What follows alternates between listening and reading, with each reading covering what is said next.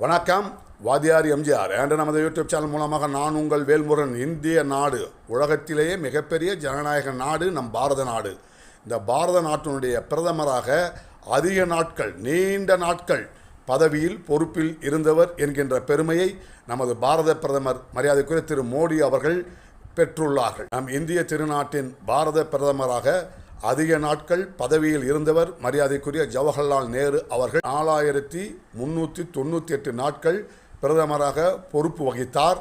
அந்த சாதனையை மரியாதைக்குரிய பாரத பிரதமர் நரேந்திர மோடி அவர்கள் இந்திய திருநாட்டின் அதிக நாட்கள் பாரத பிரதமராக இருந்தவர்கள் பட்டியலில் பிரதமர் மோடி அவர்கள் முதலிடத்திலும், இரண்டாவது இடத்தில் ஜவஹர்லால் நேரு அவர்களும், மூன்றாவது இடத்தில் அன்னை இந்திரா அவர்களும் இடம்பெற்றுள்ளார்கள்.